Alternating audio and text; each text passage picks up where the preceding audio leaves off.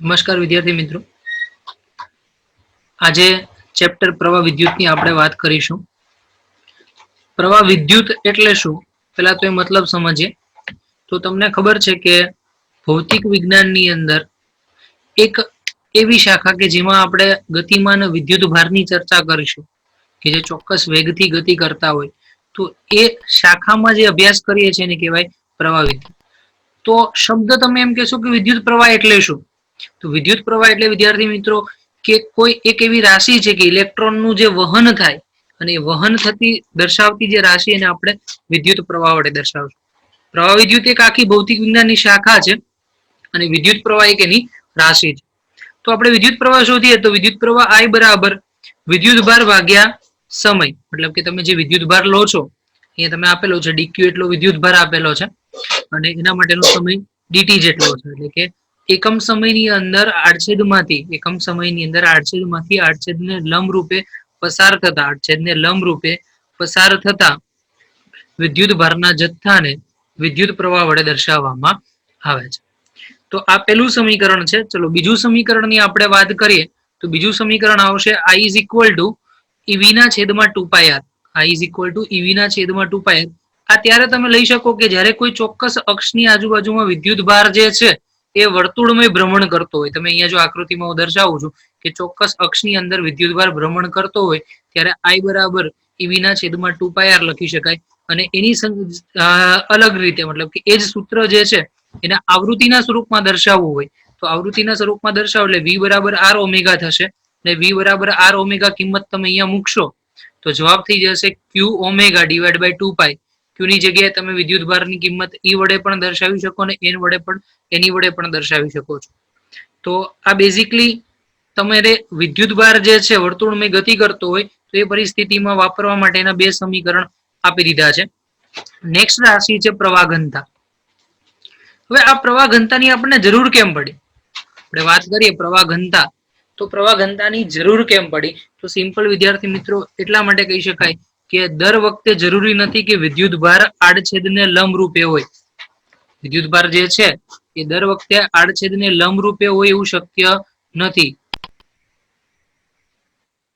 અને બીજી વસ્તુ કે એનો જથ્થો જે છે એ પણ અચળ ના હોય. મતલબ કે અચળ જથ્થો વિદ્યુત ભારનો દર વખતે થાય એવું પણ શક્ય નથી. એટલે આ બે ઘટના તમે એક સાથે દર્શાવી શકો નહીં. તો એ પરિસ્થિતિની અંદર તમે એક રાશિ જે છે એક રાશિનું નામ આપ્યું વિદ્યુત પ્રવાહ ઘનતા, જેનો આપણે અભ્યાસ કરશું.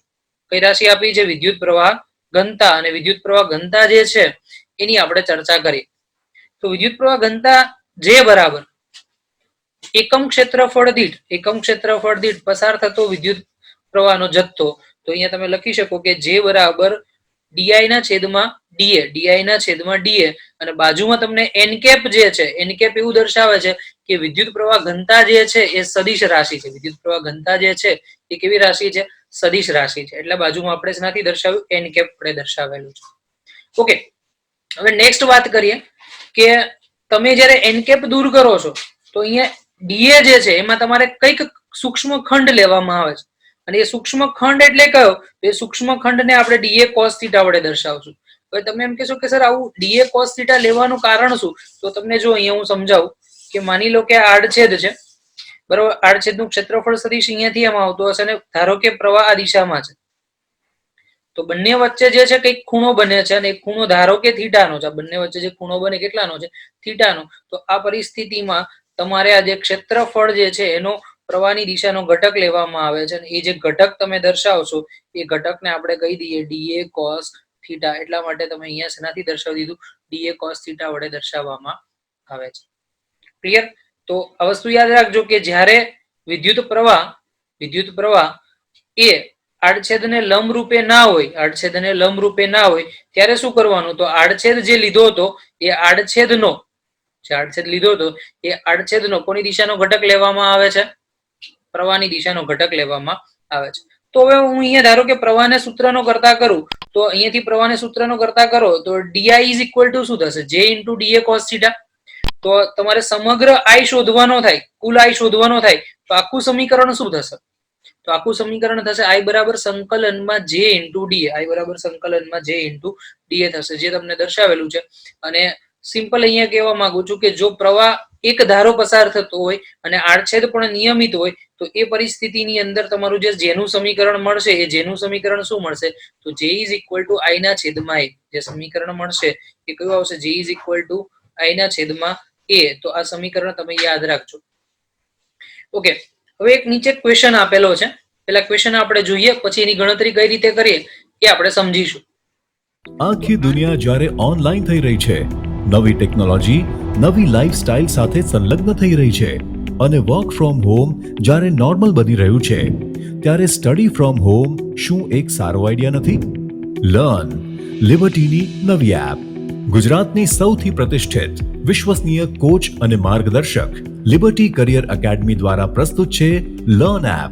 અને આ એપ ખાસ કરીને ધોરણ 9 થી 12 ગુજરાતી અને ઇંગ્લિશ મીડિયમ તથા નીટ, જેઈઈ મેઇન અને ગુજસેટ જેવી સ્પર્ધાત્મક પરીક્ષાઓ માટે બનાવવામાં આવી છે.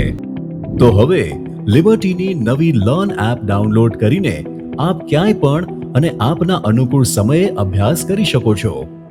તો આર ત્રિજ્યાના ગોળાકાર ભાગમાં, આ ત્રિજ્યાનો એક ગોળાકાર ભાગ છે, તો અહીંયા આર ત્રિજ્યાના ગોળાકાર ભાગ નીચે અંડરલાઈન કરો. એમાં વિદ્યુતભારનો જથ્થો તમને આપી દીધો છે. જો વિદ્યુતભારનો જથ્થો જે છે તમને કેટલો આપેલો છે?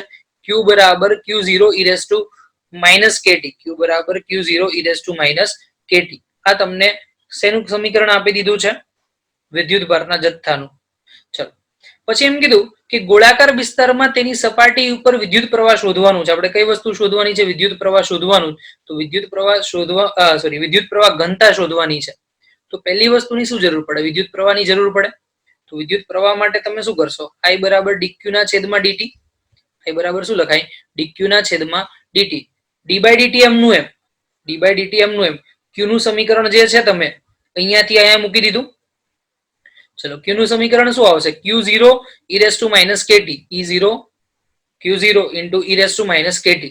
ચલો, Q0 અચળ છે તો એને 12 લખી નાખો. તો આ Q0 ને આપણે 12 લખી નાખ્યું. તો e raised to minus KT વધ્યું. તો વિકલન તમે કરશો તો શું થશે કે ઈ નું વિકલન જે છે એ કોઈ પણ સાપેક્ષ અચળ રહે પણ ઘાતનું વિકલન થશે. તો ચલો, e raised to minus KT એમનું એમ જ. તો minus Q0 e raised to minus KT એમનું એમ, પણ માઇનસ KT જે ઉપરની જે ઘાત છે એનું આપણે વિકલન કરીએ તો માઇનસ Q0 અને ઘાત આગળ કે અચળ છે બહાર જતું હશે અને ટી ની સાપેક્ષ વિકલન કરશો તો જવાબ તમને મળશે I બરાબર minus Q0 K into E raised to minus KT. આ તમારો પ્રવાહનું સમીકરણ. પણ આપણે તો જે શોધવા માટે માત્ર માની લો કે મૂલ્યની જ વાત કરીએ, એટલે મૂલ્યની આપણે વાત કરીએ તો માનાંકમાં I is equal to Q0 K e raised to minus KT થશે. ઓકે, હવે આગળ આપણે સમીકરણ જોયું. J બરાબર શું થાય? I by A. તો I બરાબર શું થાય? J into A. I બરાબર શું થશે? J into A. તો તમે અહીંયા જો J into A માં A ની કિંમત મૂકો. તો ગોળાકાર વસ્તુ હોય તો ગોળાકાર વસ્તુનું ક્ષેત્રફળ તમને ખબર છે કેટલું થશે? 4πr² થશે. ગોળાકાર વસ્તુની માટે વાત કરો એનું ક્ષેત્રફળ કેટલું થશે? 4πr². અને એ 4πr² ક્ષેત્રફળ જે છે તમે અહીંયા મૂકી દો તો શું થશે? J into 4πr² is equal to Q0 K into e raised to minus KT. જો આ સમીકરણમાં તમને દર્શાવેલું છે. ઓકે, હવે નેક્સ્ટ ક્વેશ્ચન તમને એવું કીધું છે કે તેની સપાટી ઉપરનો વિદ્યુત પ્રવાહ ઘનતા કેટલી હશે જ્યારે t બરાબર 0 સમય છે? પ્રારંભિક સ્થિતિમાં આપણને કીધું છે. તો પ્રારંભિક સ્થિતિ માટે સમય 0 લઈ લો, તો t ની કિંમત 0 લઈ લો. તો અહીંયા ઉપર e ની ઉપર ઘાત જે છે કેટલી થઈ જશે? 0 થાય. તો અહીંયા તમે આ ઘાત 0 મૂકી દો તો કોઈ પણ ની 0 ઘાત એટલે કેટલું થશે? 1. તો વધ્યું શું? માત્ર તો Q0 અને K આ બાજુ વધ્યા. Q0 અને K વધ્યા અને આ બાજુ શું વધ્યું? J into 4πr². J into 4πr². તો આ 4πr² ને છેદમાં લઈ જાઓ. જે 4πr² અહીંયા ગુણાકારમાં છે એને તમે છેદમાં લઈ જાઓ. હવે આ જે 4πr² છેદમાં જતા રહેશે તો શું આવશે? Q0 divide by into K. Q0 into K અને છેદમાં 4πr². અને ધારો કે દિશા દર્શાવી છે તો r કેપ એટલે કે જે ત્રિજ્યાવર્તી દિશા છે એ દિશામાં તમને જવાબ મળશે. ક્લિયર? ચલો, હવે નેક્સ્ટ ટોપિક પર આપણે જોઈએ. નેક્સ્ટ ટોપિક જે છે ડ્રિફ્ટ વેગ. તો પેલા શોર્ટમાં સમજાઈ દો કે આ ડ્રિફ્ટ વેગ એટલે શું. તો ડ્રિફ્ટ વેગ એટલે વિદ્યાર્થી મિત્રો જે ઇલેક્ટ્રોન જે છે એ ઇલેક્ટ્રોન જ્યારે વાહકની અંદર વિદ્યુત ક્ષેત્રની અંદર મૂકવામાં આવે છે તો વિદ્યુત ક્ષેત્રમાં મૂકતા એ કંઈક અનિયમિત રીતે આમ અલગ રીતે ગતિ કરે છે, ઘસડાતો ગતિ કરે છે. તો આ જે ઘસડાઈને ગતિ થાય છે એ ઘસડાઈને થતી ગતિ એને કહેવામાં આવે છે ડ્રિફ્ટ વેગ. એટલે કે આ આકૃતિ સાથે હું તમને સમજાવી દઉં કે માની લો કે આ બે વાહક તાર બે છેડા છે જ્યાં એક બાજુ ધન સ્થિતિમાન છે, એક બાજુ ઋણ સ્થિતિમાન છે. હવે એક બાજુ ધન અને ઋણ સ્થિતિમાન વચ્ચે ધારો કે અહીંયા ધન વિદ્યુત ભાર હોય, અહીંયા ધન વિદ્યુત ભાર હોય, અહીંયા ધન વિદ્યુત ભાર, અહીંયા ધન અને વચ્ચે ઇલેક્ટ્રોન જે છે અહીંયા આપેલો છે. તો આ બાજુ ધારો કે ઇલેક્ટ્રોન અહીંયા છે. તો આ ઇલેક્ટ્રોન જે છે ગતિ કરતો કરતો આગળ જાય તો એના માર્ગની અંદર આ જેટલા પણ ધન આયન છે એની સાથે અથડાતો જશે, અથડાઈને પાછો આમ ગતિ કરશે. તો એ અથડાઈને ગતિ કરે છે તો એ પરિસ્થિતિની અંદર જે વેગ મળે છે એ વેગને કહેવામાં આવે છે ડ્રિફ્ટ વેગ. તો આ જે ગતિ થઈ ઘસડાઈને ઇલેક્ટ્રોનની એ ગતિને આપણે શેનાથી દર્શાવશું? ડ્રિફ્ટ વેગથી દર્શાવશું. અને એ જે કોન્સેપ્ટ જે છે એની આપણે ચર્ચા કરીએ. ઓકે, તો વીડી ની કિંમત શોધવાની છે. ડ્રિફ્ટ વેગ વીડી જે છે વીડી ની કિંમત તમારે શોધવાની છે. તો વીડી બરાબર કઈ રીતે શોધી શકાય? તો તમને ખબર છે કે સમીકરણ v બરાબર v0 વત્તા at, પ્રારંભિક વેગ 0 છે તો એની કિંમત મૂકો અને t ની કિંમત મૂકો. t એટલે કે રિલેક્સેશન સમય ટાઉ, તો અહીંયા t ની જગ્યાએ તમે શું લખી શકો છો? ટાઉ. બરાબર. તો આ સમીકરણ તમને અહીંયાથી મળી ગયું. હવે એની કિંમત શોધવાની છે. એ બરાબર શું થાય? લાગતું બળ. એ બરાબર શું લખી શકાય? લાગતું બળ છેદમાં દળ. તો બળ કેટલું લાગશે વિદ્યુત ક્ષેત્રની અંદર? તો small e into capital E છેદમાં m. તો પ્રવેગ મળી ગયો. તો આ કિંમતને મેં જો અહીંયા લખી દીધી. તો small e into capital E by m, અને માઇનસ એટલા માટે છે કે જે ઇલેક્ટ્રોન છે એ નેગેટિવ છે, નેગેટિવ હોવાથી માઇનસ છે. તો vd બરાબર minus e into capital E છેદમાં m ઇન્ટુ ટાઉ. હવે બીજું તમને કીધું છે કે ડ્રિફ્ટ વેગ, વિદ્યુત પ્રવાહ ઘનતા જે, વિદ્યુત ક્ષેત્ર E, આ ત્રણ વચ્ચેનો સંબંધ તમારે દર્શાવવાનો છે. કઈ કઈ વસ્તુ વચ્ચેનો? વીડી, જે અને E વચ્ચે, આ ત્રણ વચ્ચેનો સંબંધ તમારે અહીંયા દર્શાવવાનો છે. તો તમને યાદ છે કે સમીકરણ જે છે એ સમીકરણ આપણે કયું લેતા હતા? જે બરાબર એની વીડી. સમીકરણની સાબિતી હું અત્યારે નથી જતો કારણ કે આ સમીકરણની સાબિતી અત્યારે આપણે કોઈ કામની નથી. તો જે બરાબર એની વીડી. હવે વીડી ની કિંમત આપણે અહીંયા લખી નાખીએ. જે વીડી ની કિંમત ઉપરથી સાબિત કરી હતી અહીંયા લખી નાખો. તો શું થશે? N square tau divide by m. N square tau divide by m. અને અહીંયા એની સ્ક્વેર સાથે ગુણાકાર થયો બે વખત એટલે એની સ્ક્વેર થયું. જો e ઇન્ટુ e, એક વખત અહીંયા છે એક વખત અહીંયા, તો એ થયું n m નો m, તો એની સ્ક્વેર. પછી tau divide by m into e સદિશ. બીજું સમીકરણ તમને ખબર છે કે જે બરાબર સિગ્મા e. બીજું સમીકરણ તમને ખબર છે કે જે બરાબર સિગ્મા e. ચલો હવે જે બરાબર સિગ્મા e તમે અહીંયા લખી નાખો તો શું થશે? તો એની square tau divide by m into e, બંને સાઈડ થી e કેન્સલ, બંને સાઈડ થી e કેન્સલ. તો શું વધ્યું? તો sigma is equal to n square tau divide by m, n square tau divide by m. તો આ સિગ્મા જે છે એને શું કહેવાય? તો એ સિગ્માને વાહકતા કીધું કે આપેલો જે પદાર્થ છે તો આપેલા પદાર્થની અંદર કોઈ પણ ગતિ થાય તો એ ગતિ માટેની વાહકતા કેટલી હોય તમને અહીંયા દર્શાવી દીધું. હવે વાહકતા ઉપરથી તમને કીધું છે કે અવરોધકતા શોધવાની થાય. તો અવરોધકતા કઈ રીતે મળે? તો અવરોધકતા ઇઝ ઇક્વલ ટુ 1 ના છેદમાં વાહકતા. અવરોધકતા ઇઝ ઇક્વલ ટુ શું થશે? 1 ના છેદમાં વાહકતા. ઓકે, હવે અવરોધકતાનું સમીકરણ સાબિત કરીએ. અવરોધકતા જે છે એનું આપણે સમીકરણ સાબિત કરીએ. જો તમારી સ્ક્રીન પર તમને અહીંયા દર્શાવેલું છે. ચલો, તો સિગ્માની કિંમત 1 બાય રો થશે. સિગ્માની કિંમત 1 બાય રો. રો એટલે શું થાય? 1 બાય સિગ્મા. ચલો, તો વ્યસ્ત પ્રમાણમાં લખી નાખો તો એની square tau divide by m હતું, એનું વ્યસ્ત એટલે શું થાય? m divide by any square tau. તો જે અવરોધકતાનું સમીકરણ અહીંયા તમને મળે છે એ યાદ રાખજો. કેટલું આવશે? m divide by any square tau. Next, mobility. હવે પહેલા તો સમજો આ મોબિલિટી એટલે શું. આપણે વાત કરીએ મોબિલિટી. તો મોબિલિટી કોને કહેવામાં આવે? તો તમને ખબર છે કે કોઈ પણ ધાતુ પદાર્થ હોય કે અધાતુ પદાર્થ હોય કે કોઈ બી હોય તેમાં ગતિ કરતા કોઈક વિદ્યુતભાર વાહકો હશે જ. તો ધાતુની અંદર આપણે વાત કરીએ તો ધાતુમાં વિદ્યુત વહન કોના કારણે થાય? ઇલેક્ટ્રોનના કારણે થાય. પછી સેમિકન્ડક્ટરની વાત કરો તો સેમિકન્ડક્ટરની અંદર વિદ્યુત વહન કોના લીધે થાય? તો ઇલેક્ટ્રોન અને હોલ બંનેના લીધે થાય. કોના લીધે થશે? ઇલેક્ટ્રોન અને હોલ બંનેના લીધે. પછી ધારો કે આપણે વાત કરીએ વિદ્યુત વિભાજ્ય દ્રાવણ. વિદ્યુત વિભાજ્ય દ્રાવણ એટલે તમે યાદ હશે કે જે કોઈ પણ આપણે વિદ્યુત કોષ હોય જેમ કે બેટરી છે, તો એ બેટરીની અંદર જે વિદ્યુત વહન થાય એ કોના લીધે થાય? તો ધન આયન અને ઋણ આયનના લીધે. કોના લીધે થાય છે? ધન આયન અને ઋણ આયનના લીધે થાય છે. તો આ જે ગતિમાન વિદ્યુતભાર વાહકો છે, આ બધાની અંદર તમે જોવું કે વિદ્યુત વહન કોના કોના લીધે થાય, તો ગતિમાન વિદ્યુતભાર વાહકો છે. એ ગતિમાન વિદ્યુતભાર વાહકોને આપણે શેના વડે દર્શાવશું? ગતિમાન વિદ્યુતભાર વાહકો કે જેને આપણે મોબિલિટી એટલે કે મોબાઈલ આયનો તરીકે દર્શાવશું. શેના વડે? મોબાઈલ આયનો તરીકે દર્શાવવામાં આવે છે. ચલો હવે મોબિલિટીનું આપણે સમીકરણ જોઈએ. તો મોબિલિટી મ્યુ બરાબર વીડીના છેદમાં ઈ. વ્યાખ્યા કંઈક આવી હતી કે એકમ વિદ્યુત ક્ષેત્રની અંદર ડ્રિફ્ટ વેગને, ઇલેક્ટ્રોનના ડ્રિફ્ટ વેગને મોબિલિટી કહે છે. તો મ્યુ બરાબર વીડીના છેદમાં ઈ. ચલો આપણે કિંમત મૂકી દો. તો વીડી ની કિંમત e into tau divide by m, e into tau divide by m into e ની કિંમત આપણે મૂકી. તો હવે વીડી ની કિંમત જે છે ઉપર અહીંયા મૂકી દો. તો ઉપર જો ઈ ઉપર છે છેદમાં ઈ છે, તો બે વખત ઈ કેન્સલ, તો ખાલી શું વધશે? E tau divide by m. Mobility mu બરાબર e tau divide by m. બીજું સમીકરણ છે VD is equal to mu e, કારણ કે ઈ અહીંયા છેદમાં છે, આ બાજુ આવશે એટલે ગુણાકારમાં, તો VD is equal to mu into e. તો મોબિલિટી નું આપણે સમીકરણ લખીએ બીજી રીતે, તો અહીંયાથી આ રીતે દર્શાવી શકાય: જે બરાબર એની વીડી, જે બરાબર એની વીડી.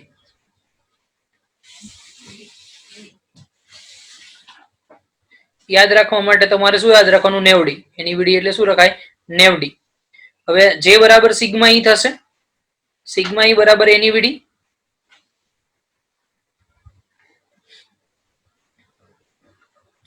ઓકે, હવે તમને એવું કીધું હતું કે ઈના વીડીના છેદમાં ઈ, તો અહીંયા આપણે લખી નાખો સિગ્માના છેદમાં એની ઇઝ ઇક્વલ ટુ વીડીના છેદમાં ઈ. જે તમારું સમીકરણ કોનું મળી ગયું? મોબિલિટીનું. તો આ સમીકરણને તમે ઉપર સાથે સરખાઈ દો, તો મોબિલિટી મ્યુ બરાબર sigma by n e, mobility mu બરાબર સિગ્મા બાય એની અને ઇઝ ઇક્વલ ટુ વીડીના છેદમાં ઈ. આના વડે દર્શાવી શકાય છે, જે તમે નોટ કરી લેજો. લેક્ચરમાં ભણતી વખતે જ આ વસ્તુ નોટ કરજો એટલે તમને યાદ રહે. નેક્સ્ટ છે ઓમનો નિયમ. ઓમનો નિયમમાં તમને ખબર છે કે હંમેશા વિદ્યુત જે છે, વિદ્યુત સ્થિતિમાન એ એના પ્રવાહના સમપ્રમાણમાં છે. એટલે ઇન શોર્ટ એવું કહેવાય કે પ્રવાહ વધે તો વિદ્યુત સ્થિતિમાન વધશે, વી સમપ્રમાણ આઈ. હવે સમપ્રમાણતા દૂર કરશો તો અચળાંક આવશે, અને એ અચળાંક આવશે આર. આર ને કહેવામાં આવે છે અવરોધ. આર જે અચળાંક મળે છે એ અચળાંકને આપણે કહીશું અવરોધ આર. ક્લિયર? હવે અવરોધ આર ને સૂત્રનો કરતા કરો તો આર બરાબર શું લખી શકાય? વી બાય આઈ. આર બરાબર શું લખી શકાશે? વી બાય આઈ. તો અહીંયા આપણે લખી શકીએ કે આર બરાબર, જે બીજું સમીકરણ લખી શકો, અવરોધ કોના પર આધારિત છે? તો આર બરાબર રો એલ અપોન એ. આર બરાબર શું થશે? રો એલ અપોન એ.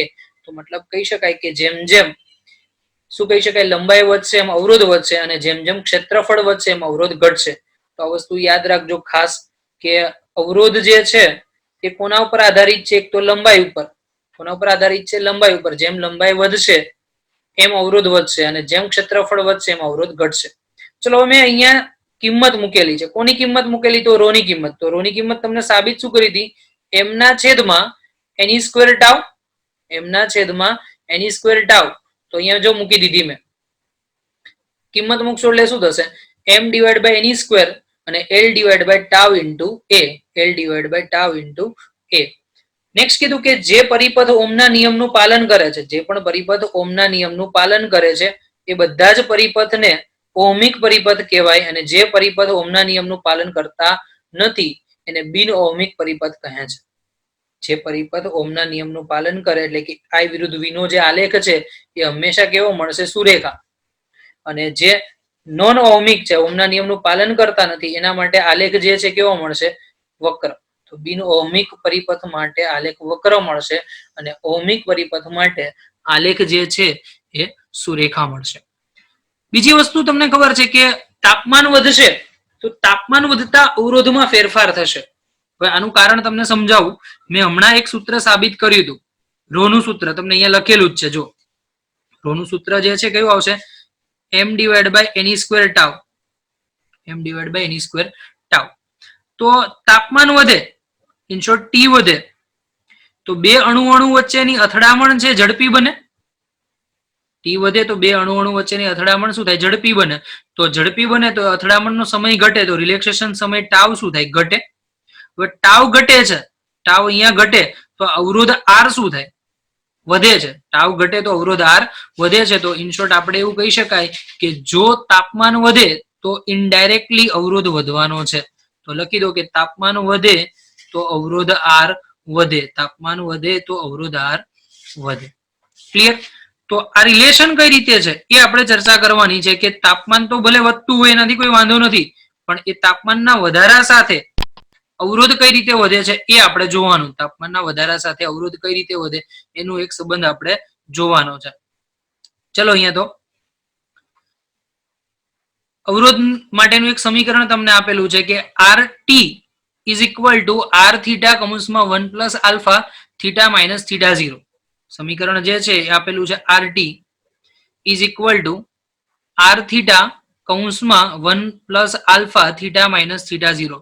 દરેક વસ્તુને દર્શાવી દઈએ. આર ટી એટલે કે ટી તાપમાને તમારો અવરોધ, આર થીટા એટલે કે તમારું જે સંદર્ભ તાપમાન છે એ સંદર્ભ તાપમાને અવરોધ, આલ્ફા છે એને કહેવાય રેખીય પ્રસરણાંક અથવા તો આલ્ફાને આપણે એમ કહી શકાય કે તાપમાન પ્રસરણાંક. હવે જે તાપમાન જેમ જેમ વધે છે એ પ્રમાણે અવરોધ વધવાનો છે. તો એમાં કઈક અચળાંક આવે, કારણ કે જેમ જેમ દ્રવ્ય બદલાશે એ પ્રમાણે અવરોધનું મૂલ્ય પણ અલગ રીતે બદલાતું હશે. તો આ જે આલ્ફા છે એ આલ્ફાને આપણે શું નામ આપ્યું? તાપમાન પ્રસરણાંક. થીટા આપેલું તાપમાન અને થીટા 0 તમારું સંદર્ભ તાપમાન. થીટા 0 જે છે એને સંદર્ભ તાપમાન વડે ઓળખવામાં આવે છે. તો ફરીથી સમીકરણ તમારે લખવાનું થાય તો શું લખશો? R T is equal to R theta કૌંસમાં 1 plus alpha theta minus theta 0. Clear? તો સમીકરણ યાદ રાખજો. ફરીથી કયું સમીકરણ છે? R T is equal to R theta અને પછી કૌંસમાં 1 plus alpha theta minus theta 0. Okay, ચલો. તમને એવું કીધું કે T1 તાપમાને અવરોધ R1 છે. પ્રારંભિક તાપમાન T1 હોય ત્યારે અવરોધ R1 છે અને બીજું તાપમાન T2 છે તો T2 તાપમાને અવરોધ R2 છે. તો બેના સમીકરણ લખો. સંદર્ભમાં બેનું તાપમાન શૂન્ય લીધું, બંનેનું સંદર્ભ તાપમાન શૂન્ય છે. તો સમીકરણ જો તમારું R1 એટલે કે R થીટા અથવા તો R0 સંદર્ભ તાપમાન R0 કૌંસમાં 1 પ્લસ આલ્ફા T1 અને R2 માટે લખી નાખો તો R2 is equal two R0 કૌંસમાં 1 પ્લસ આલ્ફા T2. R1 અને R2 નો ગુણોત્તર લેશો એટલે R0 કેન્સલ. તો R1 by R2 is equal two કૌંસની અંદર 1 પ્લસ આલ્ફા T1 અને divide by 1 plus alpha T2. ચલો હવે આમાં યોગ વિયોગ કરવો હોય તો કરી શકાય. તો તમે સિમ્પલ R1 માઇનસ R2 ને શોધી નાખો. ચોકડી ગુણાકાર કરી દો. આનો ગુણાકાર આની સાથે, આનો ગુણાકાર આની સાથે, પછી R1 માઇનસ R2 કરી દો અને એના ઉપરથી આલ્ફાને શોધી નાખો. તો આલ્ફાનું સમીકરણ તમારે યાદ રાખવાનું છે. કઈ રીતે મળે? તો આલ્ફા બરાબર બે અવરોધની બાદબાકી R2 માઇનસ R1 છેદમાં R1 T2 minus R2 T1. મતલબ કે પહેલાનો અવરોધ બીજાનું તાપમાન માઇનસ બીજાનો અવરોધ પહેલાનું તાપમાન. આ રીતે તમે ક્યારેય પણ ગણતરી કરી શકો છો. તો ફરીથી તમને વિદ્યાર્થી મિત્રો કહી દઉં કે જ્યારે પણ તમારે આલ્ફા શોધવાનો છે તો આલ્ફાનું જે સમીકરણ તમને મળે છે, આલ્ફાનું જે સમીકરણ છે એ સમીકરણ કઈ રીતે દર્શાવી શકાય? R2 માઇનસ R1 છેદમાં R1 T2 minus R2 T1. Clear? Okay. હવે એના પછી કોપરના તારના આડછેદનું ક્ષેત્રફળ. એક પ્રશ્ન છે કે કોપરના તારના આડછેદનું ક્ષેત્રફળ એટલે કે તમને એ આપી દીધું છે 3 ગુણ્યા 10⁻⁴ અને 4.8 એમ્પિયર નો પ્રવાહ તેમાંથી પસાર થાય છે. કેટલાનો? 4.8 એમ્પિયર નો પ્રવાહ તેમાંથી પસાર થતો હોય તો પ્રવાહ ઘનતા જે શોધવાની છે. તો જે બરાબર I/A. ચલો I ની કિંમત 4.8 અહીંયા લખી નાખો અને બીજાની કિંમત 3 ગુણ્યા 10⁻⁴. તો બેનો ગુણોત્તર કરશો તો 1.6 ગુણ્યા 10⁻⁴ આ તમારો જવાબ. ક્લિયર? તો યાદ રાખજો કે ક્યારેય પણ વિદ્યુત પ્રવાહ ઘનતા પૂછે તો વિદ્યુત પ્રવાહ ઘનતા માટે સમીકરણ શું લખી શકાય? I/A. શું લખી શકાય? I/A. નેક્સ્ટ. ચલો હવે અહીંયા તમને આલેખ જે છે ક્વેશ્ચન આપેલો છે. ક્વેશ્ચન ની અંદર હું તમને આલેખ બનાવી દઉં.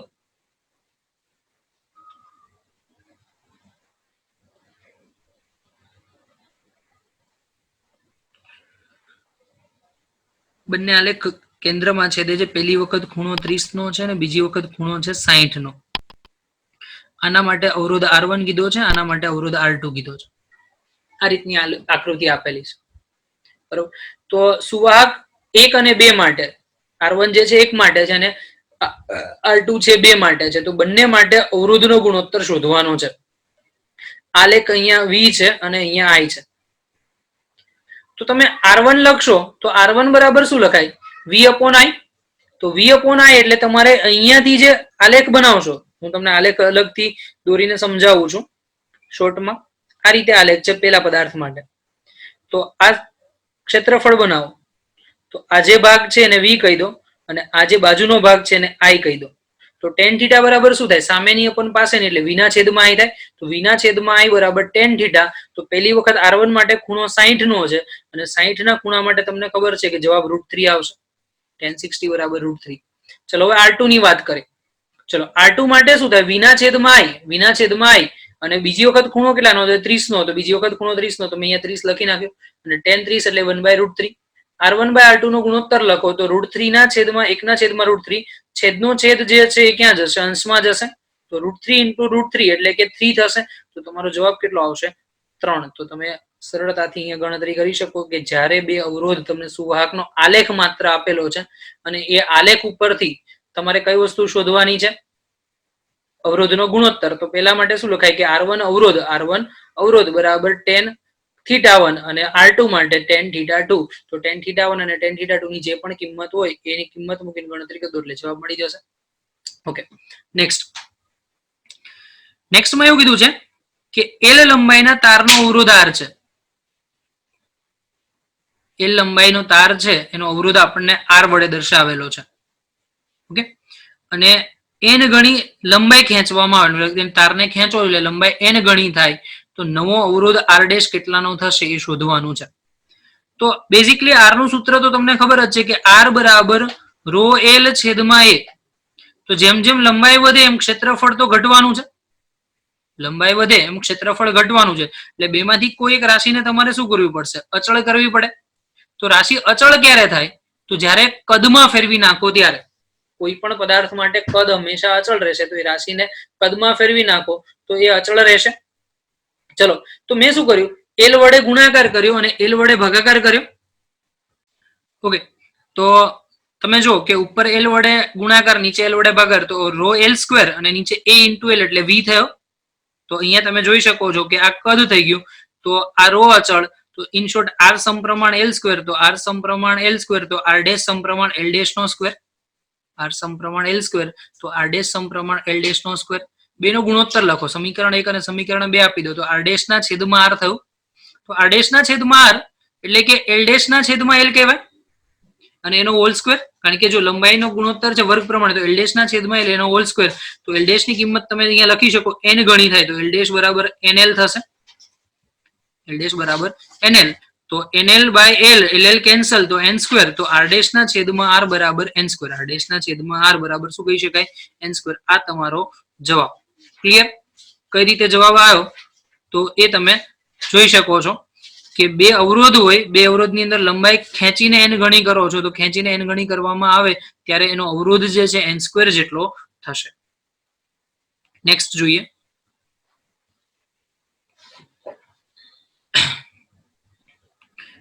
વાયરમાંથી વહન પામતો વિદ્યુત પ્રવાહ 200 મિલી એમ્પિયર છે. એટલે I ની નોટિસ કરી નાખો. I બરાબર 200 મિલી એમ્પિયર. 1 મિનિટમાં વહન પામતા ઇલેક્ટ્રોનની સંખ્યા શોધવાની છે, એટલે કે n શોધવાનો છે. તો 1 મિનિટને પહેલા તો સેકન્ડમાં ફેરવી નાખો એટલે કેટલી સેકન્ડ થશે? 60 સેકન્ડ થઈ. સૂત્ર શું છે?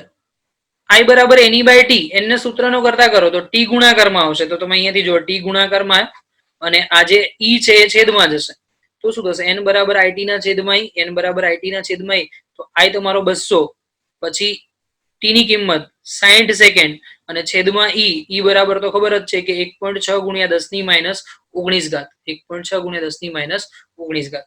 તો આ બધી જ કિંમત તમે મૂકી દેશો એટલે તમારો જવાબ તમને જે મળશે, કેલ્સી લઈને ગણતરી કરી શકો, પણ તમારે નીટની એક્ઝામમાં કેલ્સી વાપરવાનું નથી. એટલે ખાસ ધ્યાન રાખજો કે ગણતરી કરતા જવાબ મળશે 7.5 × 10⁻19 ઘાત. બરાબર? નેક્સ્ટ, 1 મિલીમીટર વ્યાસ ધરાવતા ચાંદીના તારમાં 1 કલાક અને 15 મિનિટમાં 90 કુલમ વિદ્યુત ભારનું વહન થાય છે. તો પેલા તો સમય ગણો, 1 કલાક અને 15 મિનિટ, 1 કલાક અને 15 મિનિટ એટલે ટોટલ સમય કેટલો થયો? 75 મિનિટ થયો. કારણ કે કલાકમાં 60 મિનિટ થાય અને બીજી 15, 60 અને 15 એટલે 75, અને એને સેકન્ડમાં ફેરવો એટલે ગુણાકારમાં 60 કરવું પડશે, તો ગુણ્યા 60. તો અહીંયા એવું કીધું છે કે ટોટલ સમય 75 ગુણ્યા 60 થયો, એમાં ટોટલ વિદ્યુત ભાર Q બરાબર 90 કુલમનો છે. તો ઇલેક્ટ્રોનની સંખ્યા ઘનતા આપી દીધી છે n બરાબર 5.8 ગુણ્યા 10 ની 28 તો બે ક્વેશ્ચન કીધા, એક તો પ્રવાહ શોધો અને બીજો ડ્રિફ્ટ વેગ. એક તો પ્રવાહ અને બીજો ડ્રિફ્ટ વેગ. તો પ્રવાહ તો સિમ્પલ છે, I બરાબર Q બાય T, I બરાબર Q બાય T, Q 90 અને T 75 ગુણ્યા 60 એટલે 0.02 ગણતરી કરશો એટલે જવાબ કેટલો આવશે? 0.02. ચલો નેક્સ્ટ વીડી શોધવાનો છે, ડ્રિફ્ટ વેગ. તો સમીકરણ છે કે I બરાબર એની એ વીડી. સમીકરણ એક્ઝેક્ટ તો આવું છે, J બરાબર એની વીડી.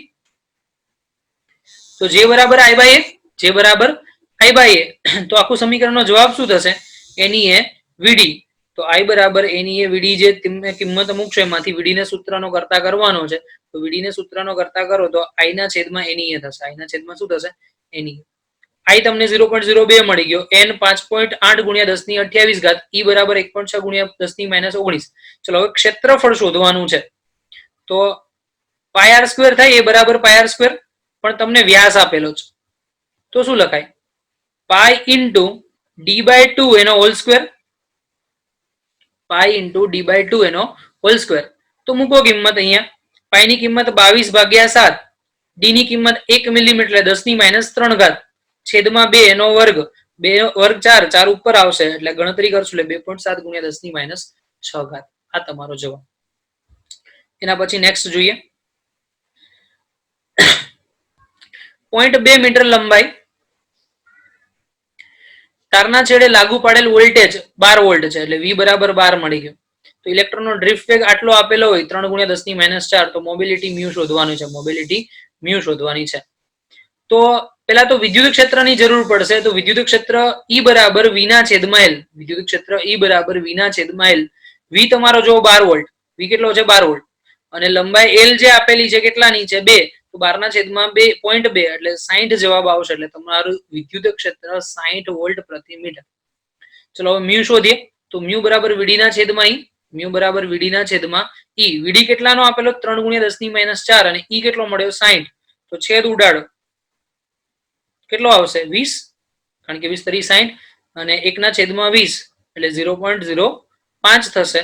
તો 0.05 એટલે 5 ગુણ્યા 10 ની -2, ને ઓલરેડી 10 ની -4 હતી એટલે 5 ગુણ્યા 10 ની -6. તમારો જે જવાબ મળશે કેટલો આવશે? 5 ગુણ્યા 10 ની -6. Okay, next question. આ ક્વેશ્ચન ખાસ ધ્યાન રાખજો. ક્વેશ્ચનમાં એવું કહે છે કે વિદ્યુત ટોસ્ટરમાં, વિદ્યુત ટોસ્ટર તો તમે જોયું જ હશે, સેન્ડવિચનું મશીન. તો ઉષ્મા દ્રવ્ય માટે નાઇક્રોમ તારનો ઉપયોગ કરેલો છે. એની અંદર જે તાર વાપર્યો છે એ તાર કયો છે? નાઇક્રોમ તારનો ઉપયોગ કરેલો છે. હવે નાઇક્રોમની તમને ખબર છે કે અમુક ચોક્કસ તાપમાને, T તાપમાન પછી તમે ગમે એટલો વધારે કરો તો ચોક્કસ તાપમાને એનો અવરોધ R જે છે એ અચળ થઈ જશે, લગભગ બદલાતો નથી. નાઇક્રોમ જે છે, નાઇક્રોમની અંદર આપણે વાત કરીએ તો ચોક્કસ તાપમાને એનો અવરોધ જે છે એ અચળ થઈ જાય, કે માઇનોર ચેન્જ થશે પણ એ મિશ્ર ધાતુમાં અવરોધમાં બહુ ફરક પડતો નથી. તો આના માટે તમને એવું કીધું છે કે ઓરડાના તાપમાન જ્યારે હોય એટલે 27 ડિગ્રી સેલ્સિયસ તાપમાન કહેવાય ઓરડાનું તાપમાન. તો ત્યારે અવરોધ કેટલો આપેલો છે?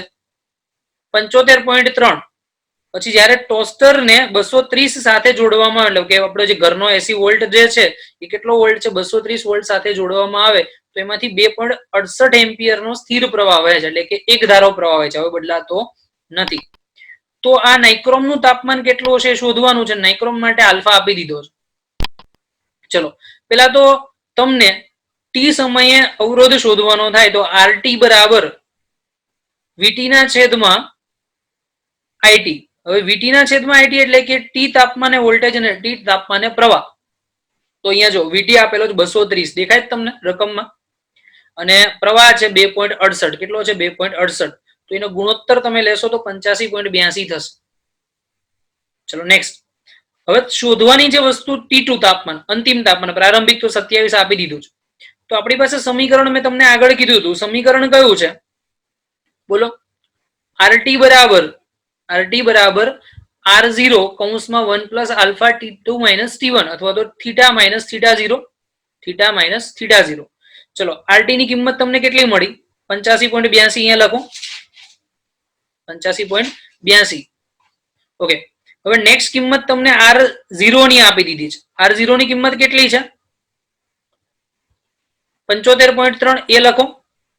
આલ્ફાની કિંમત અહીંયા મળી તો આલ્ફાની કિંમત અહીંયા લખી નાખો. T2 અને T1 એની ગણતરી કરવાની છે. T2 અને T1 એ બંનેની ગણતરી કરવાની છે. તો T2 અને T1 માટે મૂલ્ય કેટલું મળશે? T2 શોધવાનું છે અને T1 ઓરડાનું તાપમાન એટલે 27 ડિગ્રી સેલ્સિયસ થશે.